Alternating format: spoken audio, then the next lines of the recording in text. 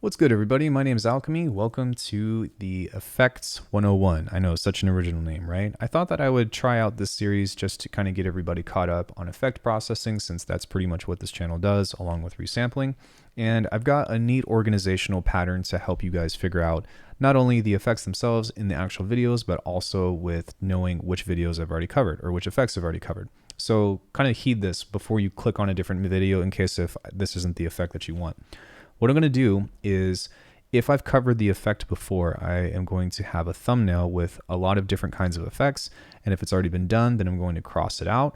And if it hasn't been done, then I will leave that open. So that way you'll know like whether or not I've done it.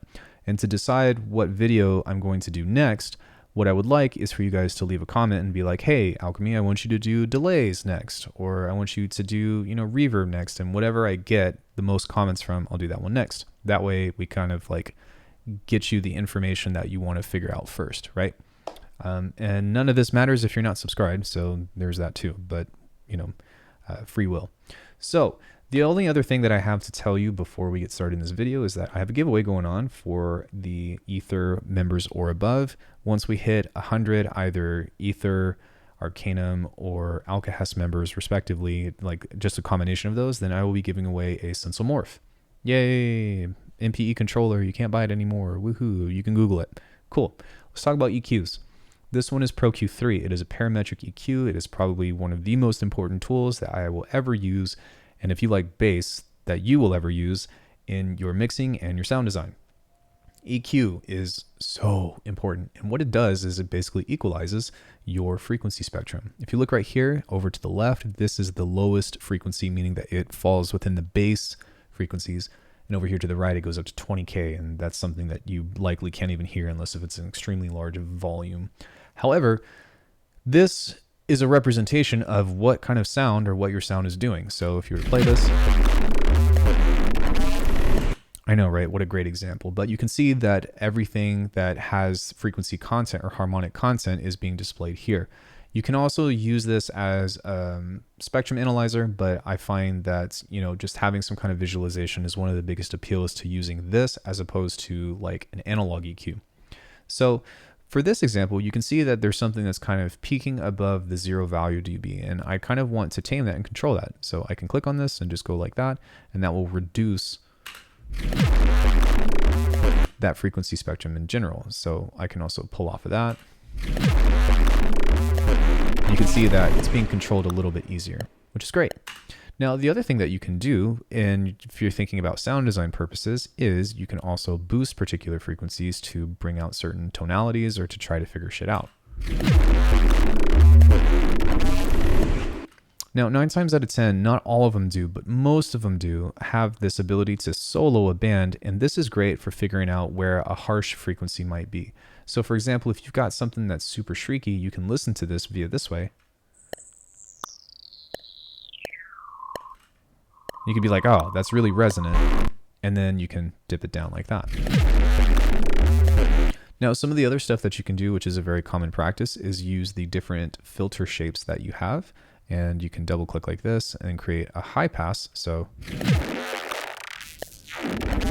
you can also create a low pass, which is kind of like this.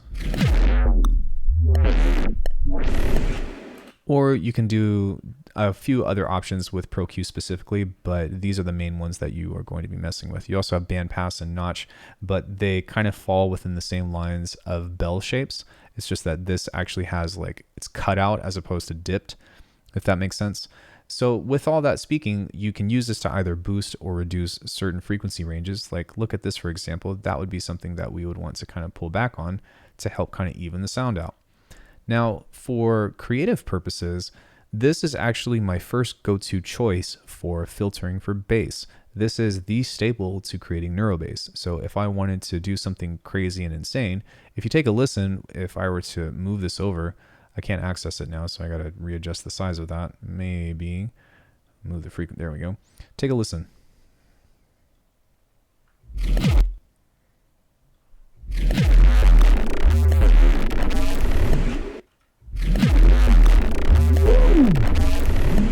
Okay, I'm making it super dramatic now so that way you can hear.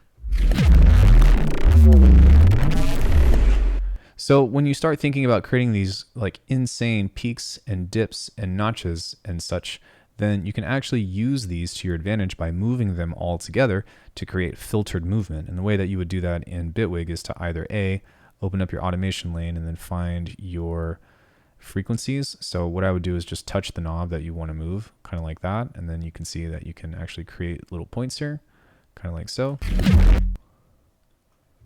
See how it moved on its own. The other thing is you can also add modulators down here to say like random or whatever, and let's make that smooth and then apply that to a different frequency range. So now this is moving on its own. You can do this one to where they're moving together, and this is like the holy grail secret of how I make crazy insane neurobases, because you just create insane shapes like this. So these are the particular use cases for it, but some other things would be if you're trying to find the tune of a kick or something, or just anything in general, then what you can do is on some of these, let's say the snare is actually a great example. I'm going to pull this up and turn this off.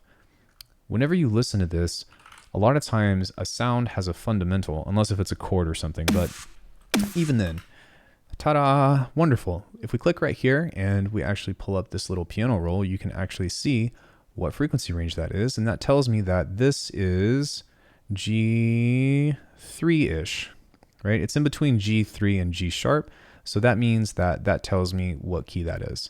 And by doing that and being able to see what that is, you can kind of use that to either like tune your drums or to figure out like what a sample is.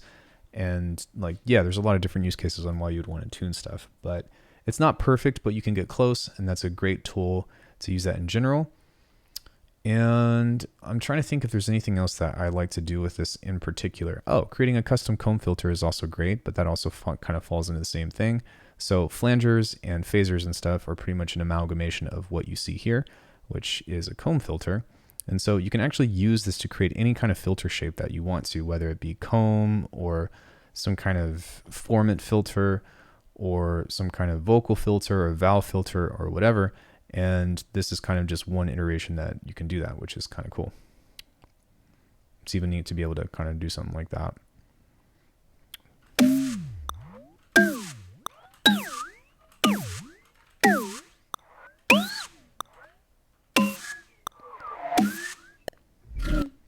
Pretty interesting, huh? So yeah, these are the biggest use cases that I like to use for parametric EQ. And if you guys have anything or any cool tricks or whatever that you like that I might have missed or whatever, then please leave them in the comments. Let's go ahead and get everybody educated on effects in general. And then we can start to build a deep knowledge base on how to combine these effects together to create specific sounds in the future. For example, sending the crazy, filter type stuff into distortion will start to, take you to the next level of your bass design, or vice versa. Oh, one more thing that I have before we go, I can't believe I forgot this, is that you can also control your mid and sides with this. Sorry, I don't cover everything. But if you go over here and let's just say you want to affect only your side signal, which the difference between mono and stereo is mono means that the information between your two speakers is exactly the same. Stereo means that stuff is slightly different and therefore it's going to sound quote unquote wider. But if you want to control or do EQ only to one side, then you can do that by clicking side. And if you want to change it to mid, then you can also do that. If you want to change it to stereo, that's both sides, or you can do the right channel, or you can do the left channel. So there's also that. I'm not going to talk about the dynamic EQ stuff too much because not every parametric EQ has that, but just about every single parametric EQ has something with the features that I've shown you up until this point. So yeah, thank you guys so much for watching. Let me know, what do you guys want to see next? Or if you guys have any tricks that you would like the world of YouTube to know, leave them down in the comments, and I'll see you in the next one.